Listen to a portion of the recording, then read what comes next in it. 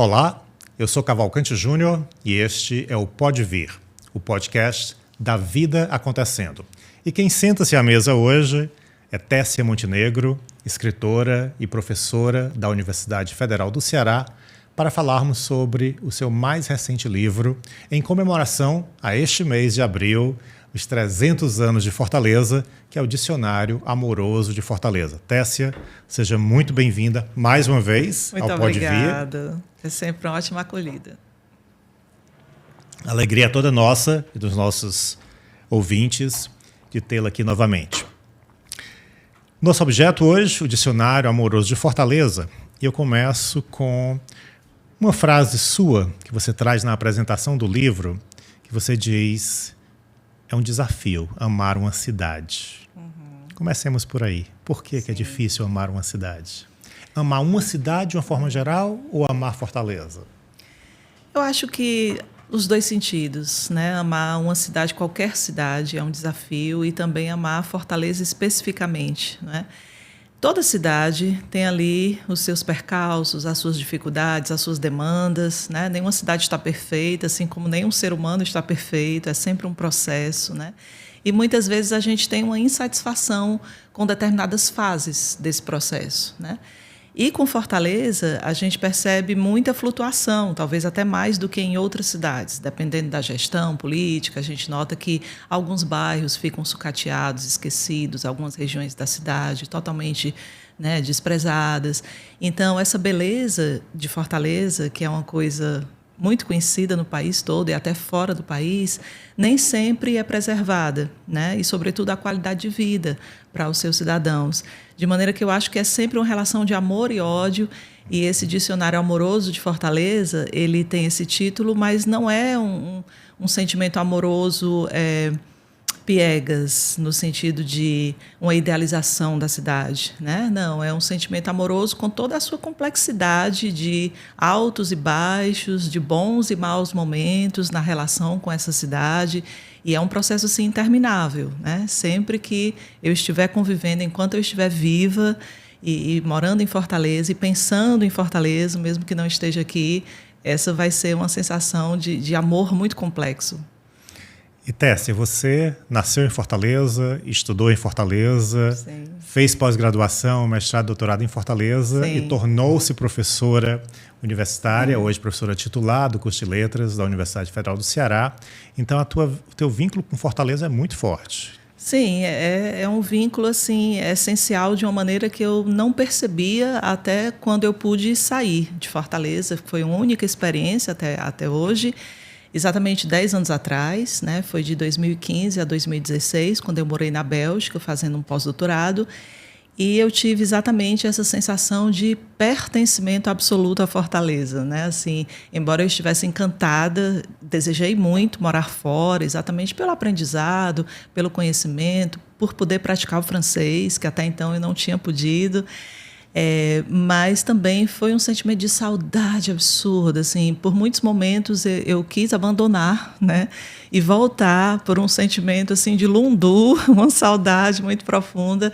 E as minhas amigas aqui é que me lembravam: olha, Tessia, a burocracia para você voltar vai ser terrível, então segura aí, fica, né, porque para justificar um abandono de um pós-doutorado, né, era melhor segurar a saudade e ficar. Mas é interessante, porque hoje eu sinto saudade da Bélgica, né? Então, eu acho que a gente sempre fica nesse movimento de se apaixonar e não ter tudo, né? E alguma coisa esse lugar me dá, mas, ao mesmo tempo, outra coisa do outro lugar me falta. É um sentimento de oscilação sempre, em todas as relações, eu acho.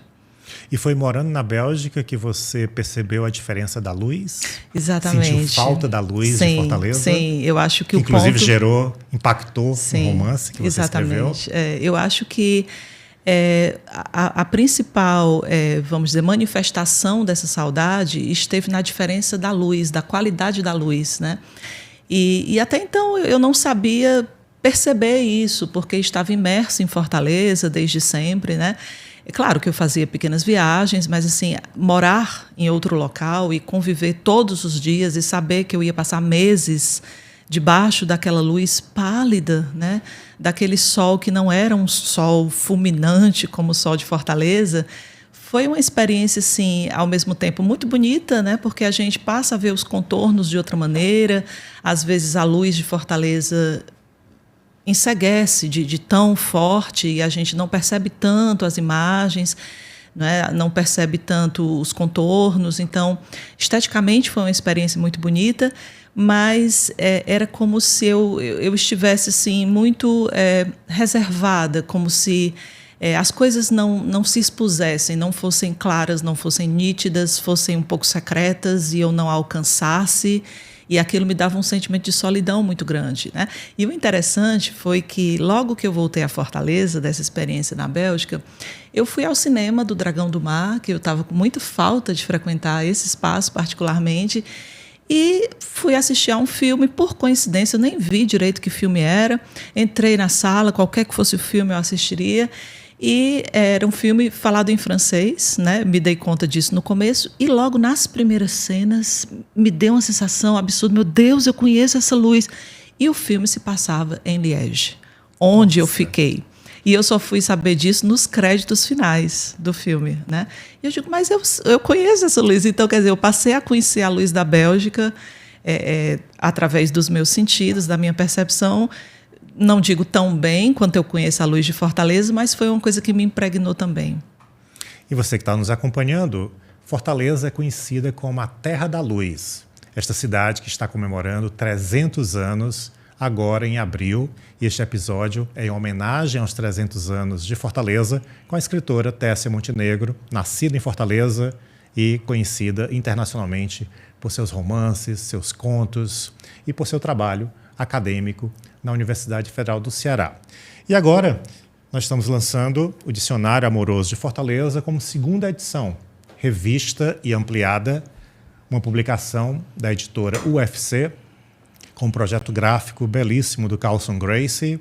Então aqui vou pedir ao Adriano para mostrar todos os detalhes da beleza desse livro, que ganha lançamento nacional no dia 13 de abril de 2026, que é justamente o dia dos 300 anos de Fortaleza.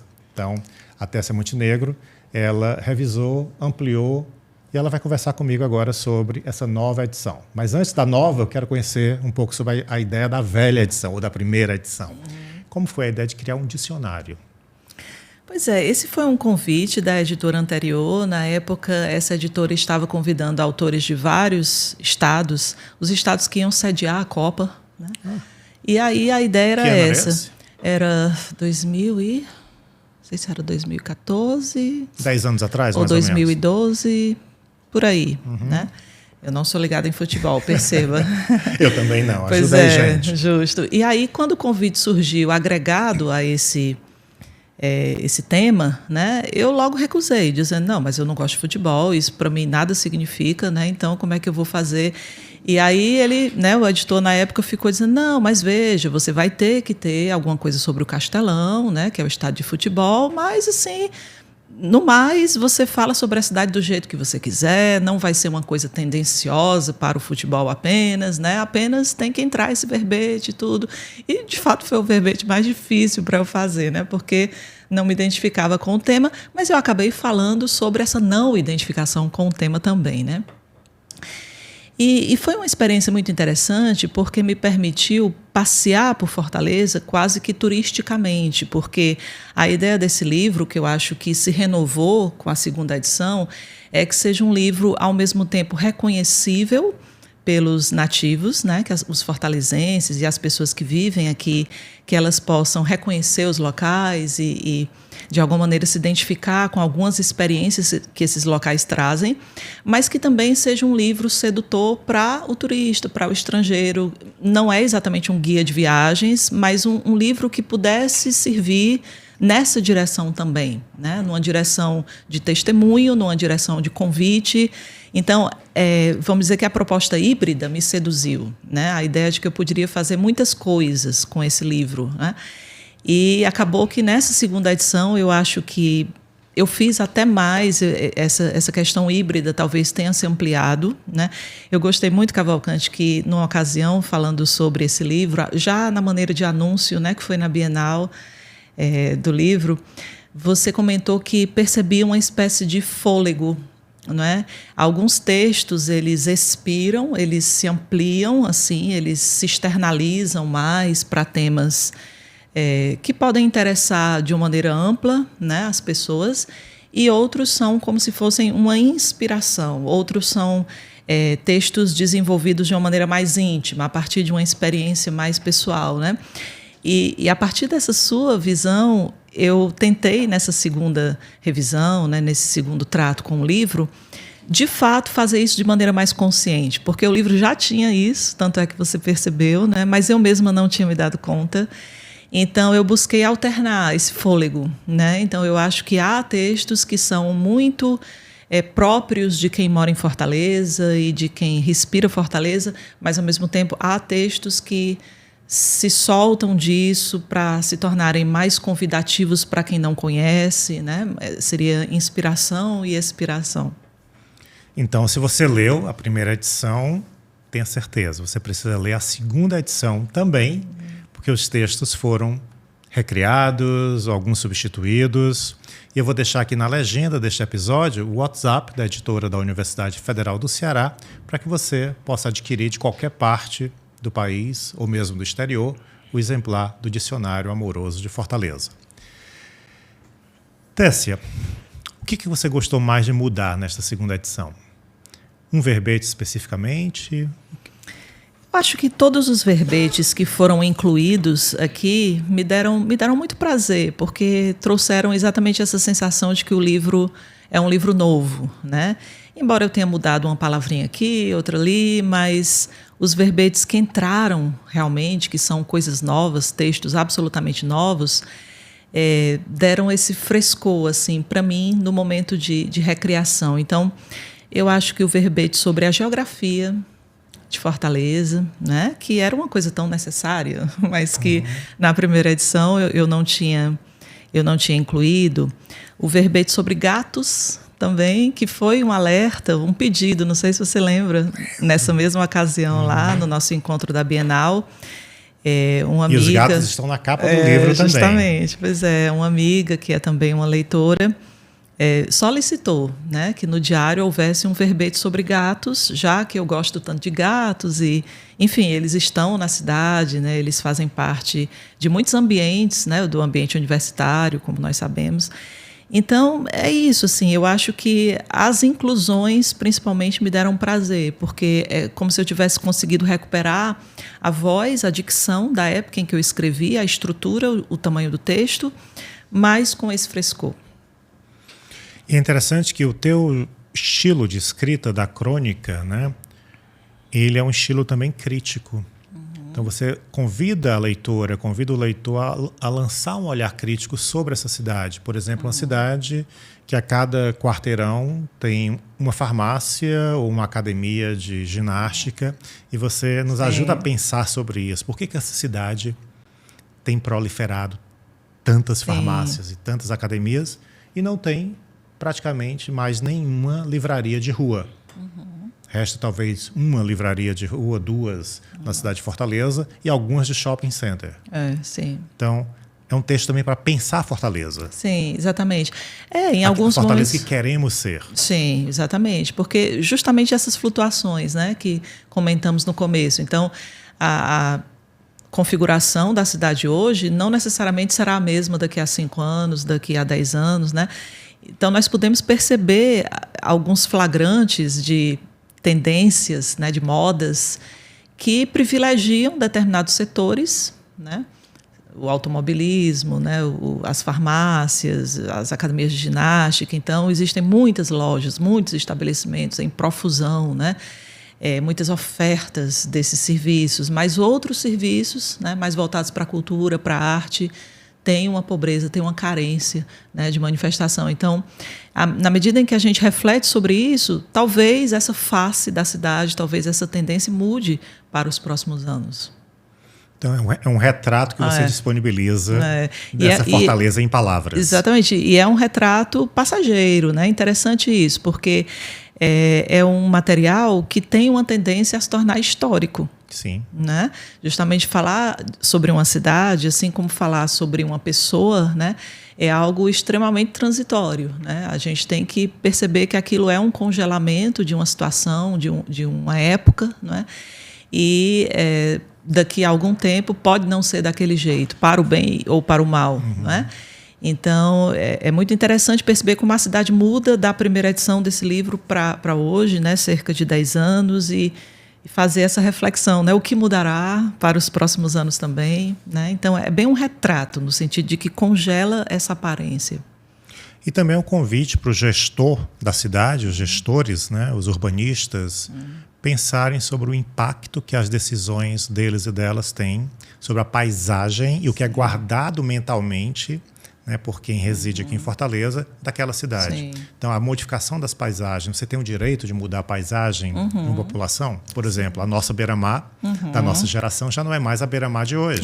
Exatamente. Né? Quando a gente sentia a brisa do mar tocando ali os nossos corpos, enquanto nós estávamos caminhando com os coqueiros. Sim. Isso foi uma mudança planejada de paisagem. Né? Como é que você pensa essas intervenções na cidade que mudam paisagens?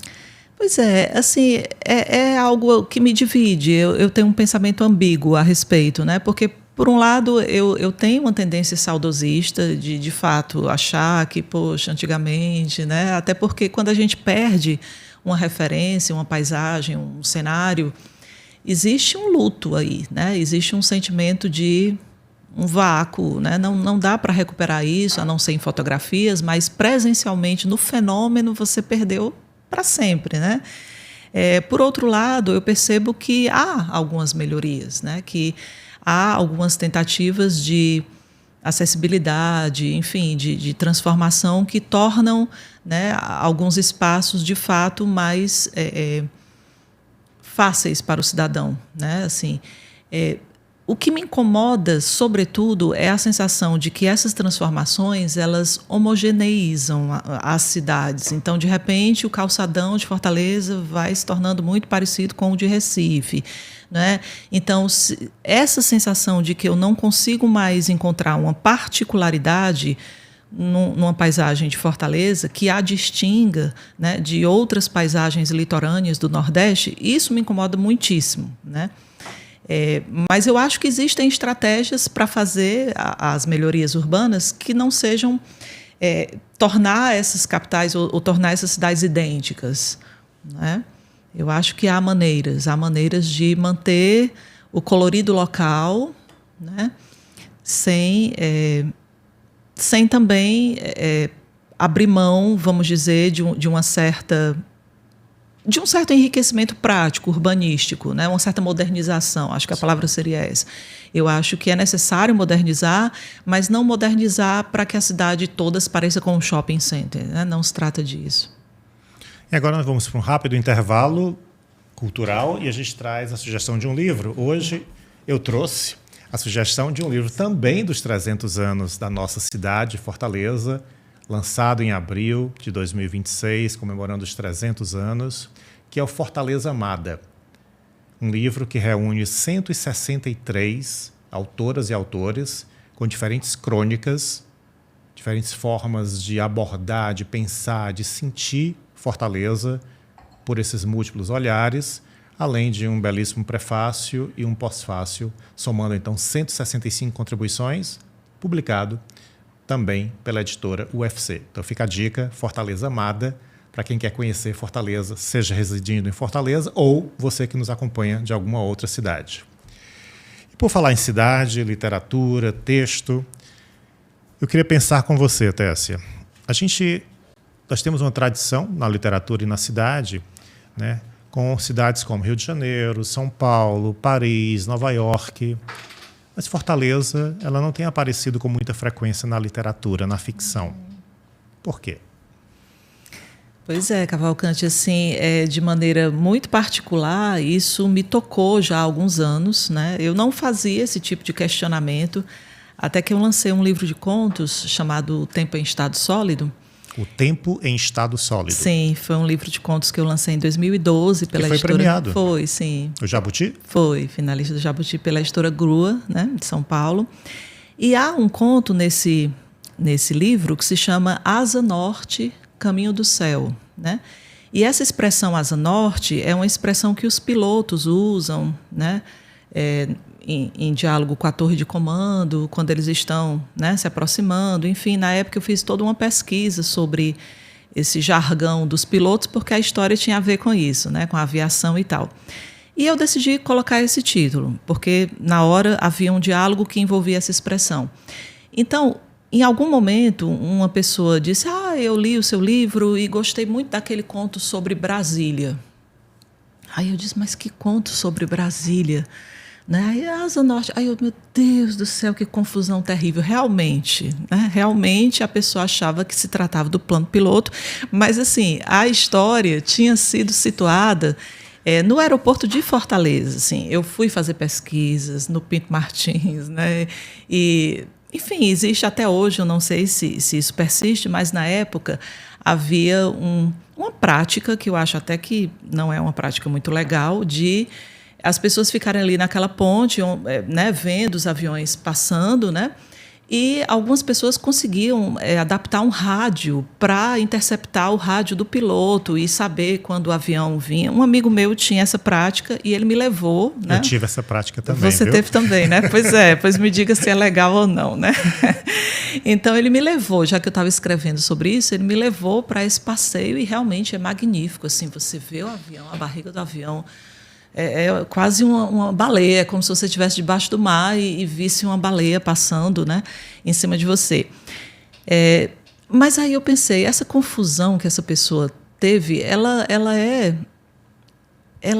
é uma coisa assim, culpa minha, né? Eu não deixei claro que era Fortaleza, assim, na minha cabeça realmente, mas eu não nomeei. E aí eu disse, a partir de agora eu vou nomear. Né? Por quê que eu não posso nomear ou que eu não devo nomear Fortaleza, já que tantos escritores mineiros, a gente tem uma tradição, né, na literatura de Minas Gerais, de falar principalmente de Belo Horizonte, mas também de outras cidades, São Paulo, Rio de Janeiro, né, Curitiba também, né, é uma cidade muito nomeada na literatura. Então, eu tomei para mim esse compromisso. E já no livro seguinte, que foi o Turismo para Cegos, né, há um momento no livro em que eu saio, os personagens eles saem por ruas de Fortaleza, Santos Dumont, Barão de Stuttgart, e fazem um roteiro realmente, né, que até hoje pode ser seguido, né, é um roteiro verídico, né. E aí, assim foi, né, no Em Plena Luz também, Fortaleza aparece, né, e ainda mais no Dicionário Amoroso de Fortaleza. Então, eu acho que foi uma conscientização que eu obtive a partir dessa época, 2012 por aí, e isso se tornou realmente uma marca, eu acho, da minha literatura, sabe? Sempre que a história se passar em Fortaleza, eu não vou negar isso, né? Por medo de ser acusada de regionalismo? Claro que não, né? Qual é o problema disso, né? Então, vou, de fato, reconhecer e homenagear a cidade. Fica mais uma dica, Turismo para Cegos. Foi o seu primeiro romance? Foi o primeiro também romance. Premiadíssimo pelo Prêmio da Biblioteca Nacional, né, de Tessia Montenegro. Então, você tem várias opções da autora. Tessia, você navega muito bem entre os gêneros literários, né? O conto, o romance, a crônica. Uhum. Como é que você decide o que você vai fazer? Que horas vai ser um romance? Que horas vai ser uma crônica? Você intervala os livros? Como é que é essa tua prática como escritora?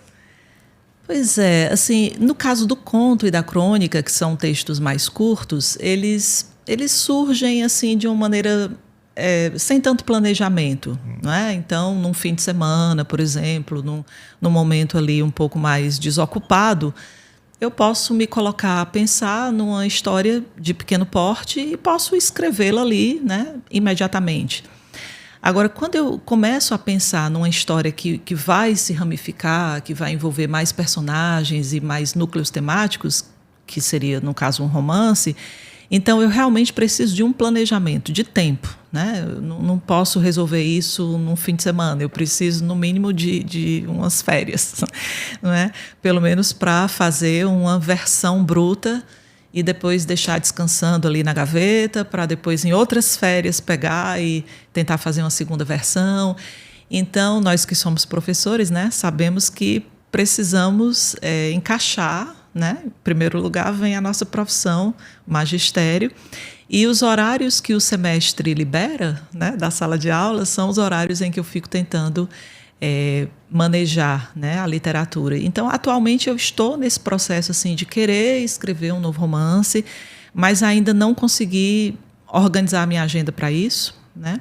Hoje mesmo começou a reunião do meu grupo de pesquisa, então ainda estou organizando a minha agenda, como é que vai ficar, orientação, enfim, né, provas, calendário do semestre.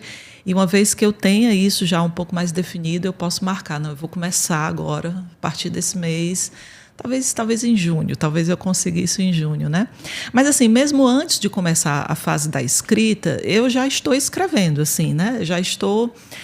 teve um momento em que eu comentei com uma pessoa próxima, eu digo assim, eu tenho uma sensação que é como se a história ela tivesse vindo assim para mim numa névoa, sabe? Eu estou vendo assim bem distante aquela neblina e aquela coisa assim se manifestando nas sombras, mas eu ainda não sei o que é. Eu sei que está chegando, né?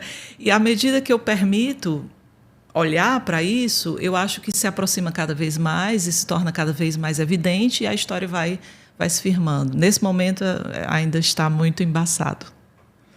E Tess, infelizmente estamos chegando ao final do nosso episódio, mas como um profissional dedicado aos livros, à leitura, à escrita, o que você espera desse campo do conhecimento para a cidade de Fortaleza, agora nos seus 300 anos? O que você quer ver mais nessa cidade? Eu quero ver mais arte em Fortaleza, né? Não só arte literária, todas as artes, né? A arte do teatro, que é uma arte que eu respeito tanto e eu queria ver mais espaços teatrais. Também, né? Escrevo também para o teatro, mas sou principalmente plateia do teatro cearense, que é fenomenal. Então, eu queria ver mais salas de teatro, né? Mais programação nesse sentido, cinema cearense, queria ver mais incentivo para o cinema cearense, para as artes plásticas, mais galerias, mais museus, né? E, sobretudo, uma programação mais diversificada também, né? Porque, embora a gente tenha instituições, né, voltadas para diversas linguagens, muitas vezes a programação não se renova, né? Ou a gente acaba vendo os mesmos nomes lá, a gente não nota uma presença de novos artistas, né? Os novos artistas pelejam sempre muito para conseguirem ser conhecidos, né, em relação ao seu público. Então, eu acho que quanto mais espaços a gente tivesse de arte, de propagação da arte, mais a cidade seria feliz e criativa. Muito obrigado, Tessia. Tessia Montenegro, escritora, professora da Universidade Federal do Ceará, um grande nome da literatura brasileira, traduzida para vários idiomas. E aqui, neste episódio, conversando sobre o Dicionário Amoroso de Fortaleza, lançamento de 2026, da editora UFC, em comemoração aos 300 anos. Retorne mais vezes, é um prazer te receber aqui. Muito obrigada, Cavalcante. É um grande prazer. E viva Fortaleza. Parabéns, Fortaleza, pelos seus 300 anos. Vida longa para as próximas gerações que estarão lendo esse livro como história, como memória de um passado que um dia existiu. Sim. E você acompanhou, então, mais um episódio do Pode Vir, o podcast da vida acontecendo. E 2 vezes por mês eu converso aqui sobre arte, literatura, cultura, saberes diversos e quero a tua sugestão de temas. Escreve para mim no @podevir o podcast.